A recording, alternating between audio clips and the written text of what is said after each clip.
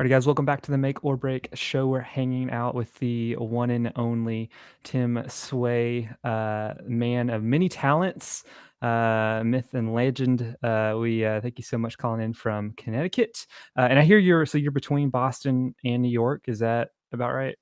If you were to draw a straight line from Boston to New York and then find the center of that line, that's where I am. Like almost exactly in the Oh yeah, center. Yeah, yeah, yeah. yeah. So do you find yourself going to either Boston or New York? I consider Boston to, well, of course I don't go like for fun because I live here and I can go anytime. So that means 40 years later you haven't been. But I my customer sort of circle is like kind of New York to Boston. I draw like 100-mile radius around my house. That's where I like to work. You know what I mean? So I'm saving shipping and the Yeah. customers are somewhat local. I do a lot of deliveries into New York especially. Which Boston's way easier to drive to though. Yeah, yeah. That's when I'd listen to like making it, and so when Jimmy is always talking about his deliveries like in like the middle of New York, trying to find parking and all of that, I'm like, that is a foreign world to me. That sounds Oh, just crazy. it's a nightmare. It's I just did a delivery a few months ago to a regular customer. She has a yoga studio in Brooklyn, which is Brooklyn's pretty easy because you can actually park down there. Yeah. But and I was able to pull up onto her curb to unload, but it took me 2.5 hours to get there, Good lord. and it's 90 miles. Yeah. It's just like it's just stop and go. And you try like, oh, I'm gonna get up really early. You hit the morning traffic. Like, oh, I'm gonna leave late, and then you just can't get back in time before the night traffic. It's just you just Yeah. can't win. Yeah, yeah. But that's just where we live. It's just what it's like here. So I kind of want to go through your journey, just into making, especially. But I know you've got a huge music background, and that definitely influences what you do now. So you mentioned, so did you? So are you from Connecticut originally? Is that where you grew up? In the area, I was born in Massachusetts, but most of my life I've lived in Connecticut. Cool. So as you were growing up, was music more your thing? It sounds Oh, like. yeah, I Okay. was like nowadays we talk about how we identify. Yeah. um, I was always a musician. That was my thing since I was a little kid, and I went to music college and all that stuff. It was only after doing that as a career for a long time that it started to become like a job. And when going on stage, playing music, and drinking Jägermeister feels like a job. It's like it's time to reassess a little bit. And so, Yeah. what I was doing to unwind while I was doing that was making stuff in my garage, and so I started putting more energy into that, and until it got to the point where I was able to sort of flip the tides. I was doing both for a long time, and then I got to the point where I kind of officially retired from performing music, and now I've been away from it long enough to where I like music again. Yeah. That's cool. Well, so you said you went to college for music. Yeah, I dropped out, but I went for a while. Okay. What were you thinking at that point, like when you were in college? Or Well, I majored in jazz composition, oh and wow, okay. everybody told me that I should minor or major in teaching. Like, oh, you should be a teacher. You should major in teaching because it's something to fall back on. Something to fall back on. I had no interest in that. Yeah. I wanted to go out and make music.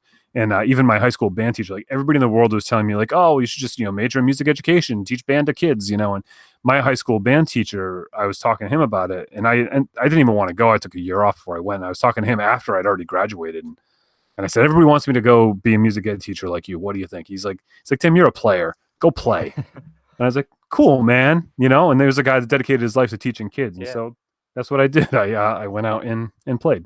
So did you play guitar in high school as well? Did you play other instruments?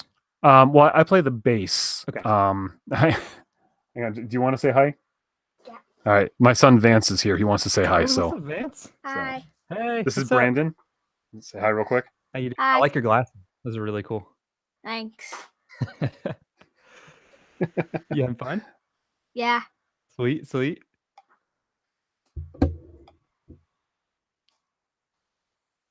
I can't hear. What did he say? He said, "Are you having fun?" And I said yes, and then he said, "That's cool." Okay. Well, I'm going to get back to this now. So you want to say bye? Bye. Okay. Yeah.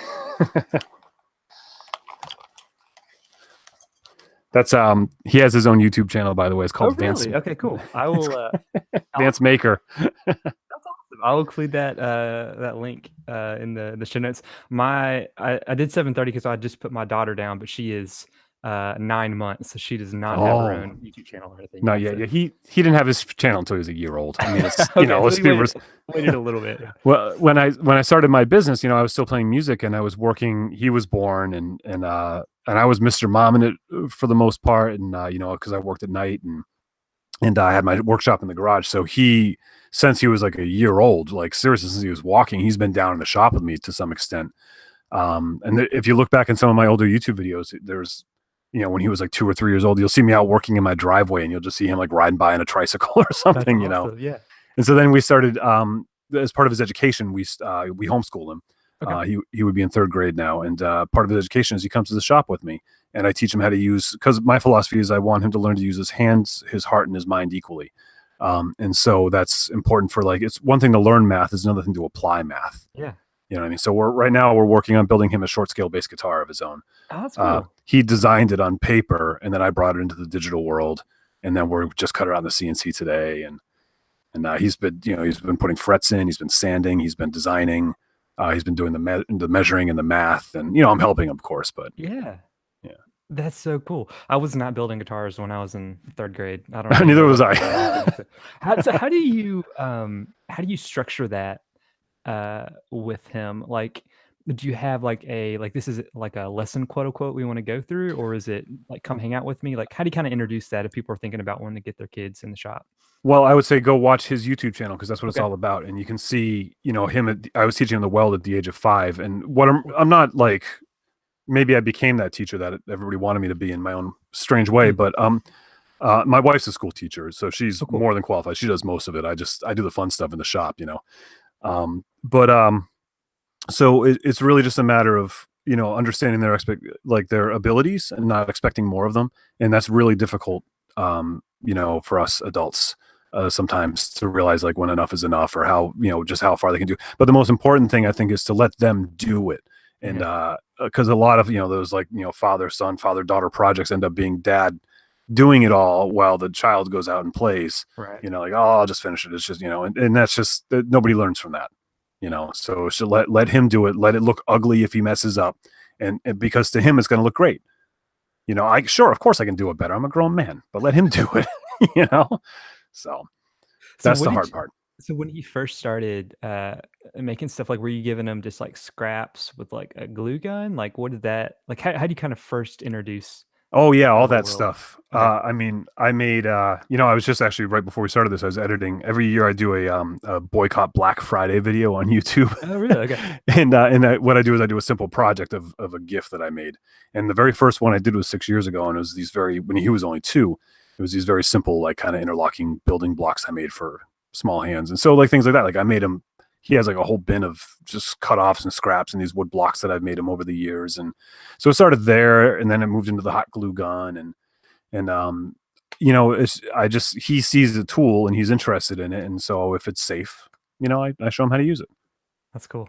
Yeah. That's really cool.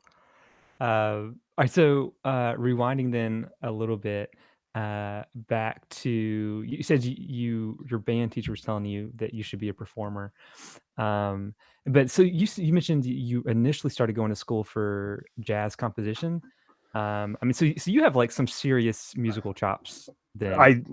No, I mean, I did, but I don't like that stuff. Okay, Doesn't stay with you unless you practice. gotcha, gotcha.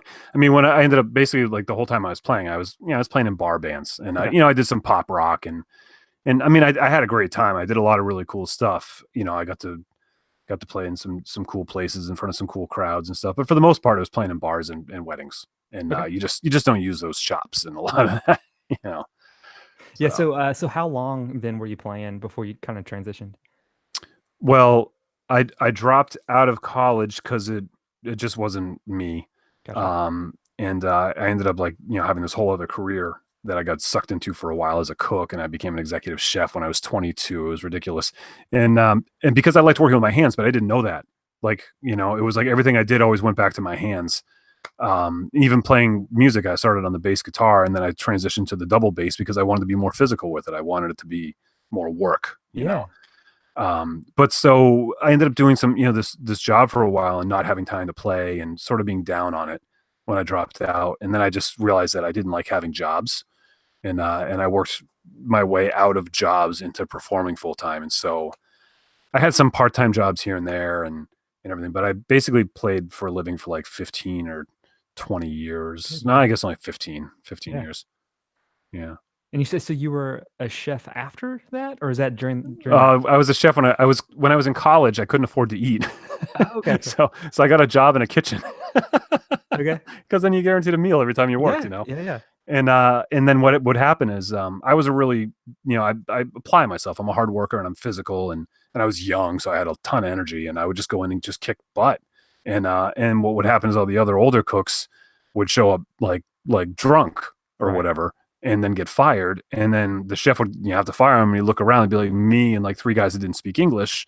And it'd be like, you go, you're the new, prep cook over here. And then next thing you know, I was running the place. I was 22 years old. It's crazy. That's wild. Where was that at? It was in Pennsylvania. Okay. I was actually running a different place. I moved up the ladder and then like the chef that was there is like, oh, this place I used to work is looking for a chef. Do you want it? And I was like, all right. And I did that. And then I realized I was miserable. I hated it because then I Yeah. wasn't working with my hands anymore. I was Right, like, right. I was doing numbers and bookkeeping and food costs analysis and, managing. And that was no fun. I didn't get to just cut stuff anymore, Yeah. Yeah. So how did you get to cutting wood and more the making side? Um, I I ended up moving back to Connecticut when I realized that I wasn't happy cooking, and I got a job at a newspaper writing because I thought that would be creative and fun. And so I did some, which it wasn't, but it was a great experience. And so I ended up renting an apartment from a guy that was a cabinet maker. And so I'm in my early 20s, and I'm just starting to get my music chops back together and starting to play again. And this guy played a little bit of guitar, like amateur, guitar player. And I told him, I said, I always wanted to make my own bass. I always want to make my own bass guitar. And he says to me, because he had this full wood shop, he had all these tools. I didn't know what any of them were even called, and I was just amazed by it. It's like, oh man, it's like, I want to make a bass guitar. Do you know how to do that? And he's like, you kidding? He's like, that's too hard. That's crazy. No one can do that. He's like, that's just no. And so I was like, all right, well, here's this guy. He's like a 50-year-old carpenter. He's telling me I can't make a bass guitar. I guess I can't make a bass guitar. And then like the next weekend, I walk by his shop and he's out there and I see a piece of wood cut in the shape of a guitar. I was like, what the hell are you doing? He's like, oh, I got this book. And he's like, I think I can make a guitar. And I was like, well, you got to teach me, And so he's like, all right. And so I bought some wood and he like, I was terrified of the table saw. So I never used that, but I was totally comfortable with the bandsaw. And so everything was done like a bandsaw. I went sanders and it's actually, right. Not the silver one, but the brown one behind me. Oh, cool. Yeah. Yeah, that made that bass like 20 something years ago. It was the first Oh, one that I cool. made that lived. Yeah. It still works. It's like a vintage now, Yeah, yeah, totally. That's crazy because usually, at least when I think of like making instruments, especially guitars, like that's not your kind of first project into that whole world. Like Oh, absolutely. I that's guess like I just got lucky that thing yeah, works. I mean, I just went at it totally ass backwards. And so then when I started, making stuff like, later in life when I, married with a house and my little garage, I mean, I started on the other side of things of making like really simple boxes out of pallet wood. And, mhm. I'm a reclaimer, obviously. And because I didn't know how to make anything straight. Like I had never done that before. I couldn't make a box. I could make that guitar, but I couldn't make a box. Right, You right. know? Yeah, the curves are artistic. You get to play with this. Exactly. It was all just sculpting, Yeah, and yeah, yeah. yeah. So so you mentioned the reclaim piece. How did that start? Was that more out of necessity or is just that whole I know that ethic is definitely a huge bit of what you do now, but kind of how did it start? Well, it started in that guy's garage. Okay. When I made the bass that I just pointed to, that's one solid block of mahogany body with a mahogany neck. There's another solid block and an ebony fingerboard. So there's like $200 in wood right there, right? Jeez, yeah. It's and that was what it, and then all the hardware and stuff is all top shelf and we were making these things and they would fail and we'd mess up and they go in the fire pit, and that always hurt financially because I was making like $7 an hour, Mm. and I had like rent in the car, so it was like, wow, it's like this. And then I would, there's a lot of that practice, especially because I was afraid of the big machines. I did a lot of stuff by hand with hand planes and sanding. So there's a lot of meditative time, which is was new to me. And I would just sit and think about it, like mahogany. And I was researching, I was like, where does that grow? And I look at the pictures of the forest or the Africa where the tree came, and I'd research it. Then I started thinking about how the hell did it get here? Like, how did it get to me? How did that tree live for so many hundreds of years, and now it's here in my hands in Connecticut? And and these are just like these meditative thoughts I would go over. And then I started thinking about, as I learned more about the world, I mean, nobody talked about reclaiming back then, but I was thinking about like, I was learning about banana republics and what happens in these parts of the world about like the slave issues and, people, diamond mines and all that stuff was in the news. That was, a lot of news about the whole African diamond mines in the 90s and stuff. And I was like thinking, wow, there's probably this type of labor involved in this piece of wood that I'm holding. And so there's like all of that stuff just started to really build up in my head as I was doing it. And I was like, there's got to be a better way, you know? How did you first start sourcing? Like, was it the or like when was this like year wise when you were starting to get down this direction? Well, that was, I mean, when I was thinking that way, when I was making these guitars, that was 20 something years ago. It was like Okay. 96, I think. Okay. So I mean, yeah, the whole like reclaim movement that So yeah, wasn't. no, and then I wasn't, and then once, they sold the house, I moved out of my in-law apartment I lived, and then I never woodworked again until, you know, I guess like 2004, Okay. 2005. And so at that point it was like I bought a house and it was an old house and needed some work done. And and so then it was about being on the cheap. I mean, I always say that I was a cheapskate before I was an environmentalist. Like, I didn't have the money. But yeah, so while it was just a perfect storm. It was like I had these thoughts and this sort of social consciousness developing in me. And then I also had no money. Yeah. So it was like, well, what am I going to do? And, as a single, performing musician, you don't just go out and buy a new couch or a new Right. table. And so I was making them and I was or getting something at the thrift store and painting it and, fixing stuff up off the side of the road. And it just, next thing you know, I started getting good at it and people were like, I'd pay for that. I was like, really? All right. And so I tried selling stuff and people bought it and, just sort of snowballed from there. But definitely the the importance of of the environmental impact and stuff has always been just a part of my character. Yeah. So it just makes sense to sort of stay there. Yeah. Yeah. Yeah. What was the first thing that you sold? Do you remember? Um, it might not be the first thing I sold, but it was around that time. It's something that was just a memorable sale. Was my buddy he was demoing his grandmother's house and remodeling it. And there was a baby grand piano in there and it was just trash. There was like water damage and stuff and cat damage, and everything. So, but I tore it all apart and I saved a whole bunch of pieces and I took them back to my little garage and I had like no tools. I had like, cordless drill and jigsaw kind of a setup then. And I took the pedals of the piano. They're like brass pedals that you Mhm. step on for like a damper and sustain. And there's a piece of wood that holds them. And then I took the music stand, the part that sits up on top of the piano that you put your sheet music on, Mhm. and I put that on top of it. So I just made like a little pedestal table. Basically, it was like a little entry table, with just the piano feet with the top. And it was it. It was like two L brackets, a little bit of glue, contractor's glue, and a couple screws. And I sold it for $75. And my wife, was like, "Why did you only ask $75 for that?" I was like, "Because I only spent like 75 minutes on it. Like Right. I didn't. There was nothing to it. It was no." Yeah. And she's like, "That's like she's like, I think someone would have paid hundreds for that." And I was like, "Oh, yeah, if I ever get another piano, I'll do it again." Yeah. Yeah, that always sticks out. That one. So, once you started selling, like, was that something you knew you wanted to keep doing? Like, was there ever a point where you're like, I can make a business out of this, or was it always kind of like a side gig for a while for you?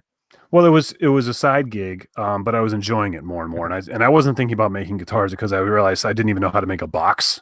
So like I was like, well, guitars are not like I'm just gonna put that aside. I was thinking, this other guy obviously did a lot more work than I thought. And I just like the knowledge he had, of just basic shop practice. Like I really relied on that. I knew I couldn't just start, making guitars again with what I had. And although no, I didn't really know that. I was trying, I guess, and then I realized I couldn't. But it was yeah, I saw the potential. I started an Etsy store, and it was great. Back then, it was even easier, like because there was very few people on Etsy. It was like 2010, I think. Okay. Now it's very difficult to get seen on Etsy.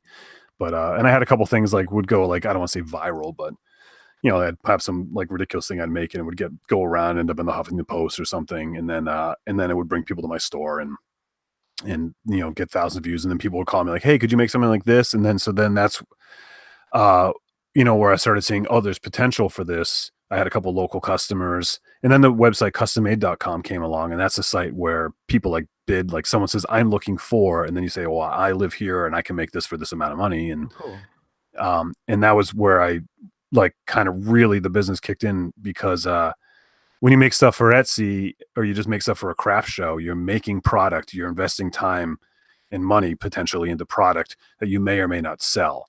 But when you're doing a custom order for someone, now you're not investing anything until you've already received a deposit. Yeah. And so that's what I've been doing for the most part in the past few years is I do custom work for people. The crazier, the better. And Yeah. it's, cause I like making crazy things. And that's, so someone will come and be like, hey, can you make me 30 cactus marquee lights out of sheet metal? I'm like, sure I can. And then, I go out and I don't know how to use I have to buy a tool cause I don't have it, Right. Right. then I have to learn how to use it. So it ends up taking me like 4 times as long as it would now, but I get it done, I get paid and I have a tool. And, and now I've learned how to use it. And I just keep going from there. So I just say yes. I'm like, can you make this? I'm like, yeah, I can, and I'll make up some number that I think will work. I mean, nowadays I have a better idea of how long things take because I've been doing it longer. And Yeah. I definitely was working for less than minimum wage on a few of these jobs over the years, but I learned because that's what's more important to me. It's about that journey and about learning. I'm not money driven. I'm life driven, like to just spend my time in my life the way I want to spend it. And I want to spend it learning, you know? What is the craziest? All right, so custom made. I mean, is it pretty much like someone almost has like a brief or like a straight request of features, and then people bid to do it? Like, how does the transaction work? Well, it's someone will say like I'm looking for a chessboard. My budget is $300, Okay, and then like 10 guys that make chessboards will write like, "Oh, I make chessboards. Here's some pictures of chessboards I have made. I think I can do it in that price range." Or so I might got be it. like, "Oh, I could make a chessboard, but I think it'll cost less." And so there is a downside to that it does pit makers against each other. So there is that potential for a race to the bottom, Okay, and there's a little bit of that happening there. But I don't do that. I don't want to take, I don't want to undersell myself. And I don't want to take food out of someone else's mouth. And I mean, I'm kind of a socialist like that. I really feel like we need to work together to prevent that from right. happening. Like people see something, a lot of times people on that site will see something at Target, like a table for $49 and they'll put up a thing like, hey, I want this table, but I want it this long instead. And they'll have like their Target budget $75. Mm, It's like, that's just not feasible. But then that one guy that's like really hungry might take it. And now everybody thinks they can get a $75 table on custom right, made. And right. now we're all screwed. Yeah, yeah, So, yeah. And it feels like to get around that, like you mentioned, like it's kind of the crazier things that like people. right. What's the craziest, I guess, request that you have done? Oh, geez. I mean, sometimes I make crazy stuff for myself because I Okay. want to make it, All right. which has probably been some of the crazier stuff. But I think one of my favorite ones that's turned into a pretty good business for me is the pinball desk. Mm, I can't take credit for it because a guy had posted on Custom Made. He's like, I want a desk made out of a pinball machine. And I was like, oh man, I was like, I'm your guy. Like, I totally want to make a desk out of a pinball machine. And people had made coffee tables and stuff out of them before, but there were no one had made a desk yet out of one. So I came up with a plan to keep the pinball machine as intact as possible, but you could still fit your legs under it. And obviously the machine doesn't work anymore, but the play field's in there. I backlit it, and I made this desk for this guy, and it was awesome. And so then that picture goes up and of course, that went around a little bit mini viral on the internet for a while, and all the people that collect pinball machines were calling me a monster and hating on me for it and all stuff. right. But like the machine was like I bought it from a pinball mechanic, like a professional business. And I was like, hey, do you have any machines you're not going to bother fixing? He's like, sure, come here. These are the ones that aren't worth fixing. I was like, okay, I'll take that one. So it was like, there's like I was doing this machine a service, not a disservice. Right. And I've since then I made 3 more pinball desks, and each of them have been different and unique in their own way. That's cool. So those have been fun ones. Yeah. When Yeah. was that first one? Because I definitely remember seeing that pop up. The first one was like 4, 5 years. I think 5 Jeez. years Okay. ago now. Gotcha. Yeah. Yeah. I might have seen it like recirculating here more recently, but that's Well, I all. just made one. I made a video about it like 2 months ago. That's what I'm thinking of. Okay, cool. And it was the one with all the panels. It was all Yeah, these like yeah, little pieces put together. And that one, the game sort of works. It's actually at an angle, so you can shoot the ball, and then it bounces down. And then it comes out. I had to make this little cup for it to come out into, and then you can insert it back into the machine. But I yeah. couldn't make the paddles work because it has to be a desk, and there's just no room. Right, right. That's So cool. yeah. So when people hear reclaimed, I know at least for me, I'm like, that's a cool idea, but like the material side of things, like I don't even know where to go find like cool stuff, especially like pinball machines. Like, how do you like suggest folks like getting into like getting your own materials that aren't just from like a big box store, but like how do you are there places to go find it? Do you look on Craigslist or look on the side of the road? Like kind of what are your kind of go-to sources when you're Well, looking for stuff? I think it depends on where in the world you live. Okay. Because I know, like, I've, through doing this and through, my podcast, the Reclaimed Audio podcast, we've talked to a lot of people all over the country and all over the world. And people in rural areas have a different sort of method for sourcing, like, than I do. I live right between New York and Boston. So there's actual retailers. There are people that are deconstructionists that Okay. deconstruct buildings and they save and resell the material. There's actually a whole industry now. It's a cottage industry of people tearing down barns in Maine and then trucking them down to this part of the world where, people buy them and, buy this wood and redo their house to make it look old, instead Yeah. of just, they throw away the old stuff to put new old stuff in, But, so there's all of that, which is a great way to do it. But my favorite way is the side of the road. I mean, you learn, like, if you live near a college, go to this college on like May 5th, Right. Yeah. like when, and there's like, especially in cities, I mean, there's just dumpsters full of stuff. The nicer the college, the nicer the stuff that's getting thrown out. Um, People moving, dumpsters, legally you're supposed to, make sure you have permission to jump in the dumpster. So I'll say that to be official, but, you see a dumpster and no one's around. I don't know. Um, Another great source is like Craigslist, the free columns, as well as people selling stuff. And a really good source is secondhand stores like Goodwill and the Restore, because a lot of times you can find kitchen tables. This is like number one. If you want to make stuff out of reclaimed and you want to spend $50 on wood, you can go and you can get a couple boards from a lumber yard, or you can buy a 50s or like a 40-year-old kitchen table from like the 70s or 80s, and it's a flat, straight, square piece of wood all day, hardwood, just cut the edges off. They're all frilly and floofy and now you've got all these great solid flat boards. You don't have to plane them. You don't have to do anything. They're ready to go. You just got to sand a little finish off them if you don't like the finish, or just leave the finish on. Yeah. So that's always a great one. And people throw those things away all the time because like, oh, this table's ugly. Let's get a new one, throw it away. And now you've got, $200 worth of oak or poplar or maple, already leveled and planed and stuff. You just cut out any size you need out of it. Cool.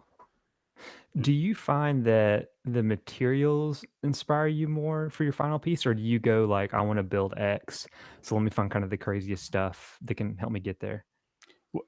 I do both. Like Okay. sometimes, I'll have an idea, and then I'll look for a method for making that idea happen.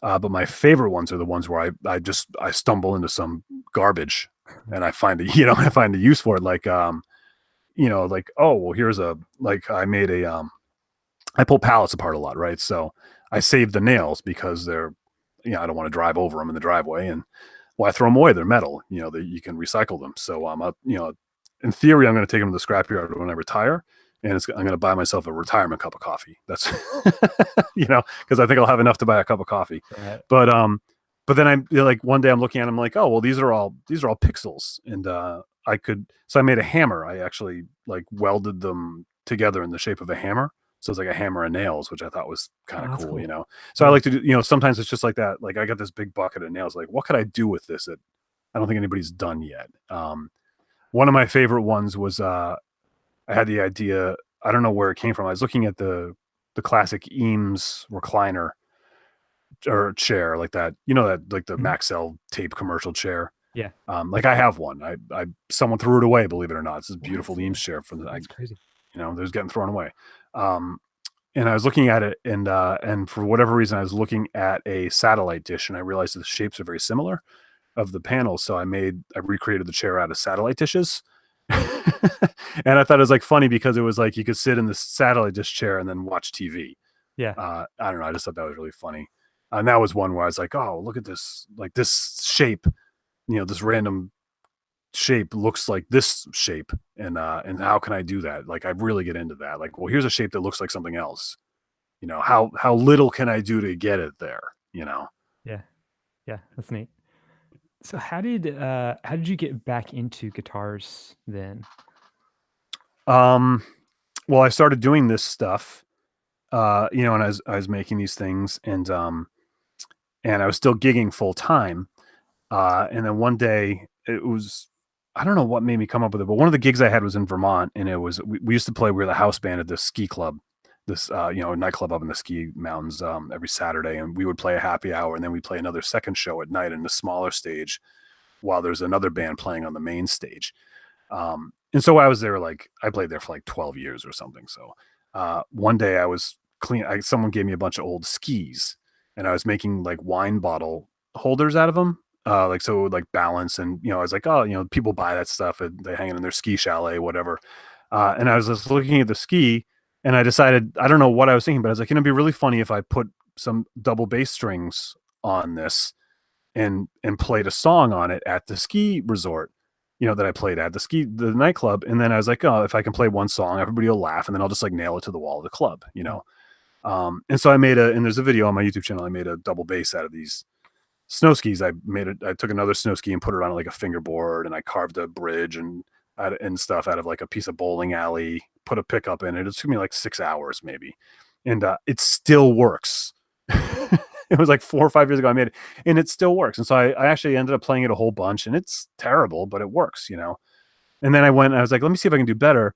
And because I was playing.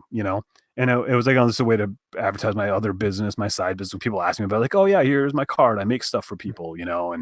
And so then I wanted to make a summer version. So I made a water ski bass guitar, and I went like tip to tail. It's all water ski. And then I put a fingerboard on it, and that one turned out awesome. And I played like a couple hundred shows on this thing. We used to play on the beach all summer and stuff. And I'd just be out on the beach. I wear a life vest, no shirt, and play a water ski. Yeah. And it works great. And I remember playing like a gig up in that club in Vermont, and one of the other bands that came through, the guy, he got a new bass guitar, and I'd see him every season. He'd come up, and this guy, so we knew each other, and he showed me his new bass guitar. And he's like, oh, check this out. He's like, this is made of like Cocobolo this and unicorn horn that. And they killed an elf for this part, and then they killed a whole bunch of rhinos to make this. And like all this whole, story, it took me 6 months, cost $6,000 to tell me all that stuff. And I was like, oh, wow. I was like, you must have gotten paid more for this or for this.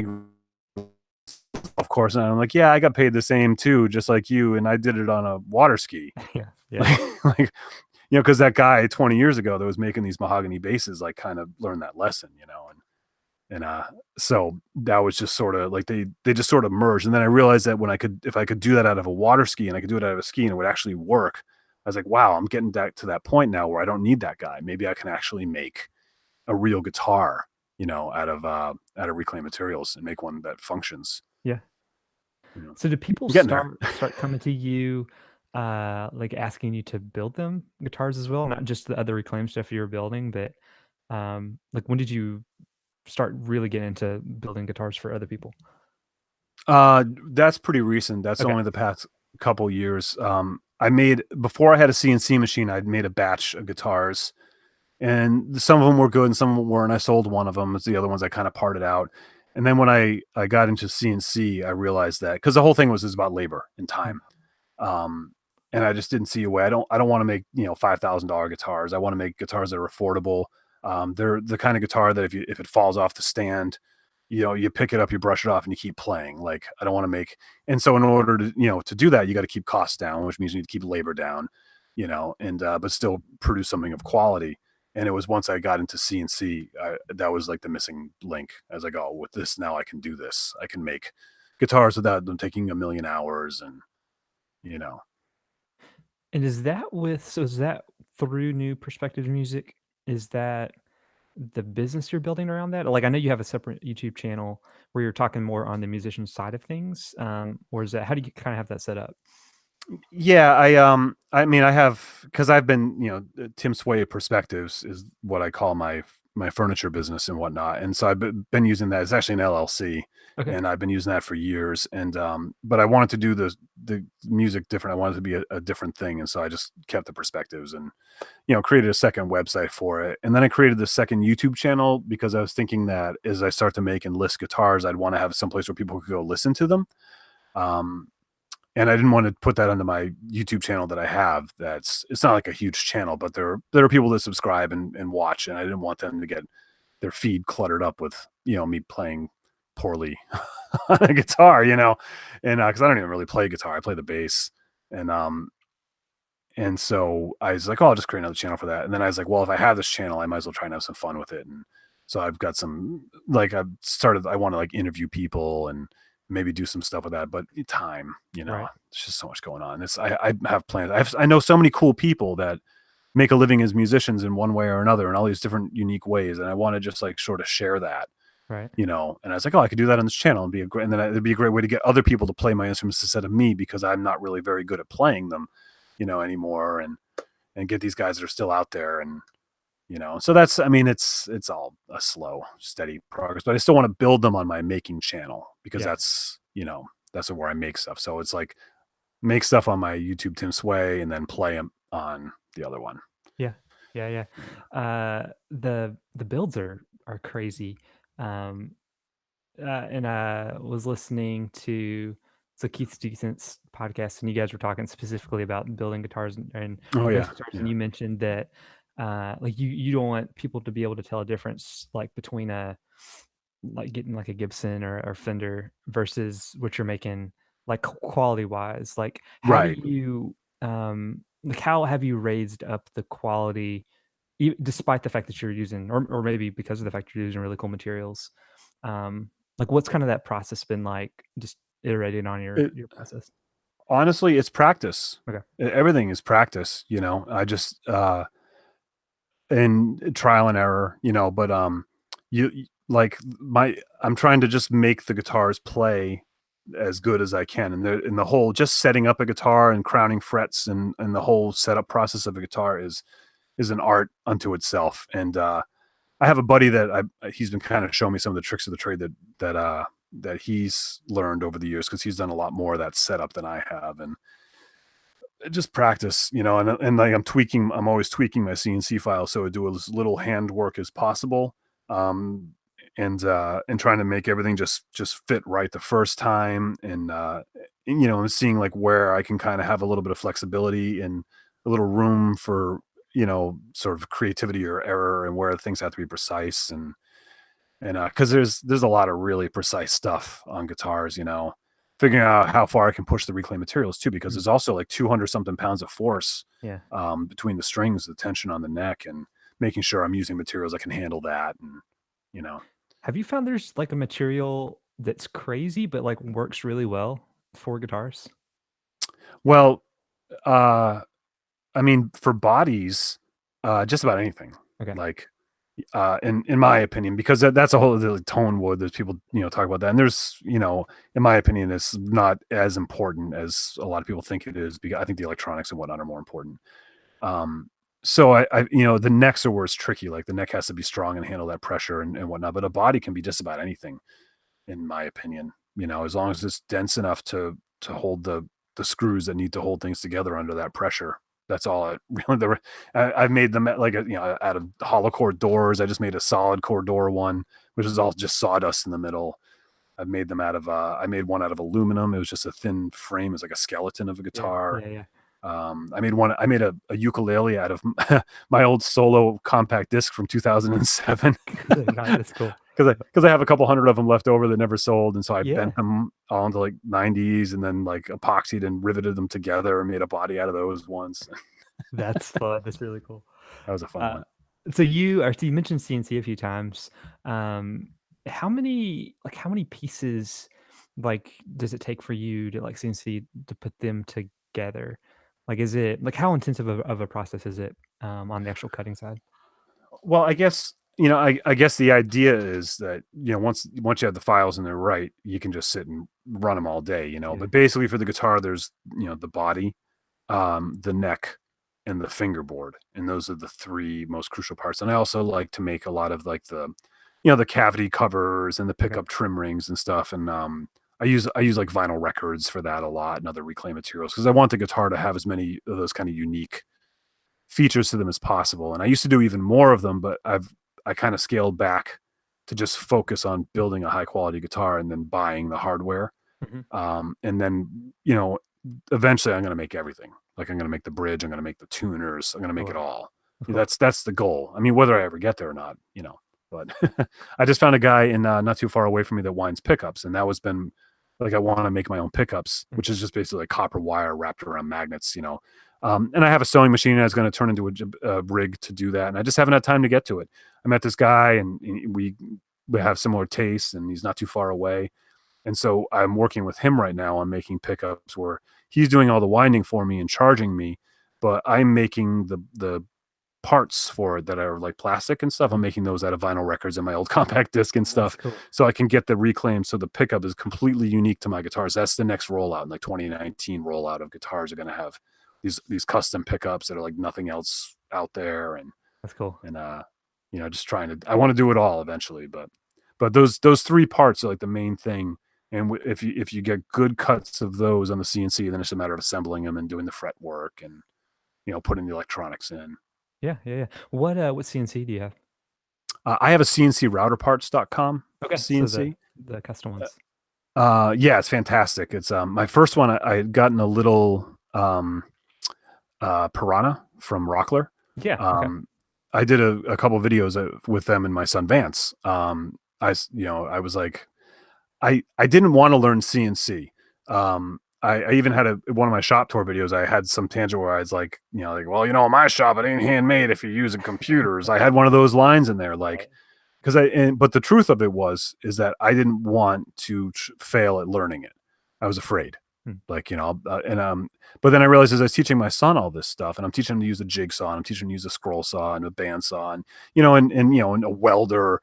And I realized I was teaching him like all this like 19th century woodworking, and we're in the 21st century. And I was like, and if he was really into it, and all of a sudden he goes out in the world and he doesn't know how to operate a CNC or a laser cutter, he never saw one. I was doing him a disservice, and I was being a bad parent. Yeah. So I talked to Rockler and I convinced them to give me this little 12 by 12 Piranha. So it would be a video series of a reluctant middle-aged man and a bright-eyed, bushy-tailed 6-year-old boy learning CNC together. That's fun. And we did, and I got hooked. Once I got over that learning curve, I got hooked. And I managed to then strike a deal with CNC router parts, and now I have this 2 foot by 3 foot machine in my shop. Okay, it's a good size. Yeah, it's just. I mean, I wish I had the fourth foot for because then I could do. There's a couple limitations on guitars that I'm like, right, it's just not quite big enough. But I'm not going to complain. I freaking love that machine. Oh God, Yeah. I love that thing. Yeah, I like how you address it now into your videos. It might have been the most recent one where you're like, you get to, it might have been a guitar build, and you get to one step, and you're like, now you could cut this out with a router, but I'm going to use the CNC because it's fun, and then you switch straight to it, and it starts. Right. I have one. Like, because there's a lot of that when you make these YouTube videos of a lot of the type of, well, if I had $20,000 worth of tools, I could ...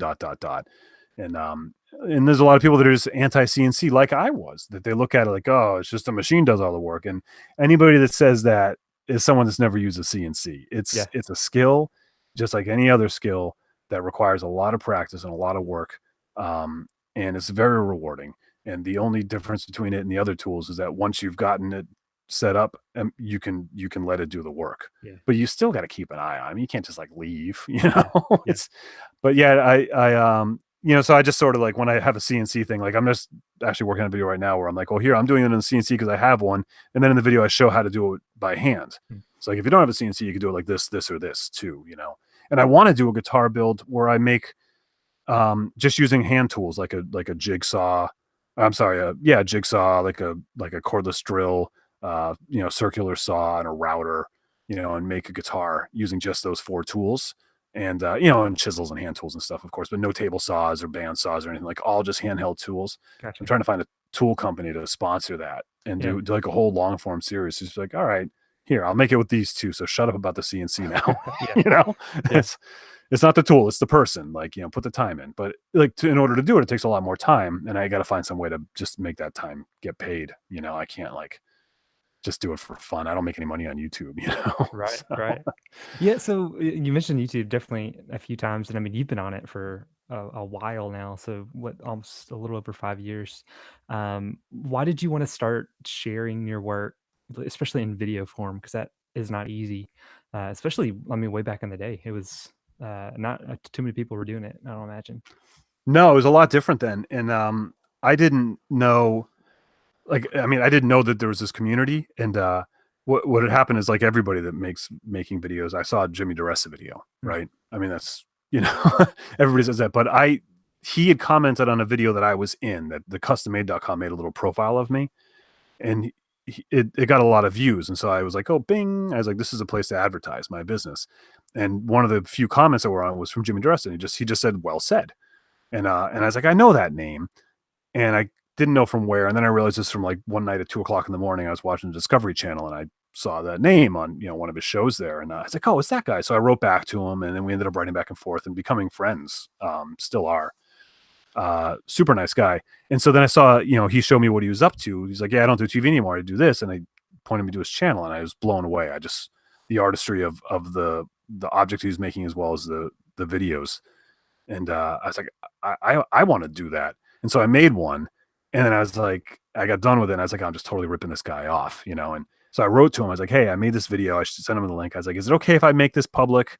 I was like, I don't want to be ripping you off. And he just wrote back. He's like, oh, of course. He's like, share it. The more the merrier. He's like, just keep doing this. You'll find your voice. And so I posted it, and nobody watched it, and then I posted another one. But what I started thinking I was going to do was find customers. I was like, I'm going to show the creation story, that show that this used to be garbage, that someone was considered worthless. And now I'm going to turn it into someone that has value. And so the video is the best way to record that process. So I thought, if I can make a 3 to 5 minute video, like a storyboard of showing worthless becoming priceless, I could use that as a sales tool. mm. And customers, so I thought that the people that were watching my videos would be like, I want a coffee table. I'm going to YouTube coffee table. And then they'd see me like, oh, I'm going to call that guy to make a coffee table. Yeah. I thought that's what was going to happen. But then it was, of course, the only people that watch these are other people that make stuff, Right. And I was like, and then even my wife was like, well, you're just giving away all your secrets. I'm like, I don't have any secrets. I don't even know what I'm doing. I can't make a box, like, I'm just making videos. And then I discovered the community, and I just got hooked. And I've put out a video almost every week for 5 or 6 years now. That's I wanted to, and I don't, like I said, I don't have like hundreds of thousands of followers. I don't do it for money. I do get some endorsement deals here and there, but I don't, it's not really part of my business. It's a very small part. I just do it for the love of sharing, That's cool. it's fun. So the last thing I wanted to ask you about is your square, uh, or your sway square. Square. Uh, Yeah, you pronounce that right. Here's one. is that right? I Yeah. always feel like I'm gonna say it wrong. Yeah, but that's the fun of it. And everybody told me not to call it that. Like, all these people were like actually one, it was like Jacko, he's got that knife Yeah. out there now. And when I first put this out, I had it up in a private group, and he's like, don't call it that. He's like, give it a real name. He's like, and I was like, no, I'm not gonna. I was like, I like puns. Yeah, yeah. So on the product side, so I mean, you're building these super custom things and you're selling them, but I feel like, what is that whole like manufacturing process like? Was that a difficult thing to get into, or kind of what? Why did you want to just go down that route? Just learning, just Okay. a learning experience. As I'm like right now, I mean, I always created things. I always created art, and for the most part, it was music. I created sounds, and I made people happy. People went to work all day, and they came home, and and then they went out and they listened to the music that I was playing, and it made them happy. And I still just want to do that, but I just got less interested in making people happy in bars and music, and I wanted to make them more happy with the way that they surrounded themselves with things. Mm. And because I personally wanted to work with physical objects, it was just purely selfish, right? Um, so while I'm doing that and I'm learning the business, I don't really have an interest in making hundreds of something, and everybody thinks I'm crazy for that. And like, but because I want to move on to the next thing and continue to create and learn, and not just play the same songs over and over again. But I made the square, the original one, I made it out of a piece of steel because I wanted to I was going on vacation, and I wanted to bring a very simple toolbox with me. And so I made this tool because it was like a scraper, it was a straight edge, it was a ruler, it had holes in it for, and it had all these options. And I was like, I think this is useful. Like this seems useful. And I knew a guy that had a metal shop down the street that does production work. He does a lot of government jobs and stuff. And so I brought it to him. I made the computer design because now I had the CNC technology. So I was able I cut one out of wood and I designed it on the CNC and I brought it to him and I showed him the original and said, how much to make this. And we worked it out. We ended up inking it instead of etching it and this and that. We found a way we could make it to where I could sell it for a fairly reasonable price and have it made in not only in America, but made in my hometown. That's cool. Like I just thought it was really cool. Like these are being manufactured in my hometown. So it's like not only is it helping the American economy, it's like helping my hometown economy. And I just got really excited about that. And so I figured it out like I could roll 100 of them. I'll make 100 of them. And I pre-sold in a private Facebook group, like showed some pictures and stuff. I pre-sold like enough to cover like half of the manufacturing costs. And it's like, okay, I can shell out the rest of the money and make them. And so I did, and then I launched them. I made like a fake infomercial video where I was like showing all these things that really didn't do, like, hey, tired of buying tools, throw them all away, just buy this one tool, kind of a commercial. And I launched it, and I sold all of them in less than 24 hours. That's cool. And I was like literally like welling up with tears. Like I was like, oh my God. And so then I created the metric version and I did another batch. And now I've made like 500 or 600 of them. And I have about 75 of them left right now. So the rest of them have sold. Yeah, I think I made 600 of them now.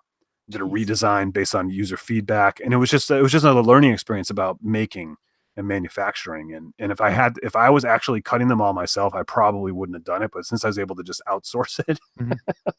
but even just like, I mean, just sitting up at night, printing out the mailing slips and packaging them. And I have, my wife and son, like helping me wrap them all and stick them in the envelopes. And it was just a neat learning experience, you know, just getting better at everything. That's what until I die. That's all, Yeah. just keep learning stuff until I die. And I always say, like, when I was a musician, I always say, like, I picture the way I would die. I'd be like, I'd walk off stage and be like, I could have done better. And then and now I'm just like, that's the same way. It's like, I'm going to make something. It's going to be like the Mona Lisa in reclaimed wood. I'm like, I could have made something better and then die, Yeah. That's So, what keeps you young. yeah, so you mentioned Mm. the pickups, and you want to make a guitar where you make everything. But like, is there other things that you're excited about getting into or learning, especially kind of wrapping up this year and looking into next? Yeah, I recently got a laser cutter, Oh, cool. adding to the CNC computerized stuff. And I've been fascinated by that and the detail work that it can do. So I've been learning that. And it's really, I mean, I have a whole list of silly things that I want to do. Um, Guitars are tops on them. I want to continue to pursue guitars. They're just, what it is about guitars is that they're a work of art that then goes out and creates its own art. And Yeah. so there's that self-perpetuating thing just really excites me. It's like if I make a work of art that then hangs on a wall and people look at it and go, oh, that's beautiful. I mean, it does inspire people and it does make movements in that way, but I like the idea of it physically actually contributing to the making of more art. Yeah. Um, so that's my leaning, and that's why I keep being drawn to guitars. But I do want to. When I started the business, I wanted to make everything practical. Like I wanted to be furnitures and housewares and bowls and spoons. And now that I've been doing it for about a decade, I'm less concerned with being practical and more interested in just art. Okay. I want to get more into just doing things for the artistry rather than the function, like putting form ahead of function instead of the other way around. Yeah. You know. Oh wait, yeah, that's right. Have you made an acoustic guitar, or are they electrics?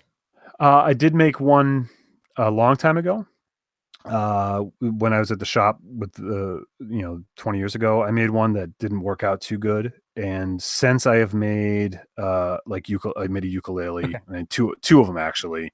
I made some semi hollows and some semi hollow electrics. And I have a design right now I'm working on for an acoustic that I'm excited about. Yeah. Yeah. Yeah. So That's soon, yeah, acoustic is definitely one of my definitely want to make someday projects. yeah. And electrics, I've played electric guitar for a while. I haven't in a while, but I was like, I need to make one again just because I sold my other ones just so I can play something. Yeah. Yeah. Let's see. So how Yeah. many or what do you play then? Like how many, I guess, bass guitars do you have that you still mess around with? Well, I played the double bass for the most part, Double bass, and okay. because I wanted to separate myself, from the crowd, and so I started like I made the transition, and then like nowadays, or like when I was wrapping up, at least like every other band had a double bass player. It's like pretty common now, but when I started doing it, and then I would break them a lot because I was in this like kind of high energy alternative rock bands, and Yeah. I used to hold them up over my head and jump on them and stand on them and all that stuff, and they'd break a lot in the van. They'd break, and then I got one out of made out of aluminum from the 30s that I played. I saw it. That's over there. Just that's just cool as heck, man. It's just shiny aluminum, and it was a little more durable. So I have like 3 of these double basses laying around still, and I got my old Fender bass, of course. Couple other ones, I guess. I don't know. And then I started making them, so they're just like literally we're Yeah, filthy with guitars right now. I mean, I did sell a couple of them recently, but I need to start selling them, not making them. you yeah. know. So Which I everybody out feel there like, wants to buy a guitar. yeah, yeah. I feel like just about everyone I've talked with that comes up at some point. It's like I need to actually sell all this stuff that I keep making in my Right. shop. Yeah. Well, you got to cut your teeth, and like, it's like, so I have a lot of them I made are like kind of like, I don't know if I should list this one, or and then like, I'm gonna go back to fix this one, but then I'm like, oh, I want to do this instead, and so then you never finish it, and you know how it is. I know you know how it is. That's cool. Well, but I appreciate your time and chatting Oh, my with me. pleasure. Thank you. And so just timsway.net, is that the best place you would send people? Yeah, that's my main website, and that'll find all my socials and whatnot. And then there's also newperspectivesmusic.com is the sort of brand I'm building of my guitars, so Cool. you can go And you there said as your well. son's YouTube is Vance Sway. If they just search for that, is that right? Oh, Vance Maker. Vance Maker. Okay. Vance Got it. Maker. Yeah, he made up that name when he was 5. That's And cool. there's a link from timsway.net. There's a link there somewhere. Okay, So sweet. And he's actually I'll make sure to he's drop that done all. some Carolina videos and stuff. He even had like Really? endorsement deals. Yeah. He's like a little like Paul Jackman just hanging out. So Paul Jackman makes a couple appearances on Vance's channel. that is awesome. Paul and I don't get along, but Paul and Vance get along pretty That's well. good, man. Yeah. Well, sweet, man. Well, I appreciate your time and chatting with me. It was a blast.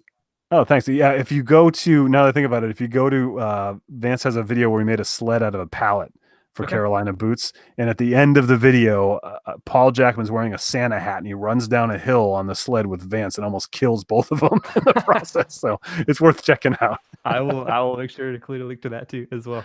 That's All awesome. right, cool. Thank you so Great, man. much. All right, thank you.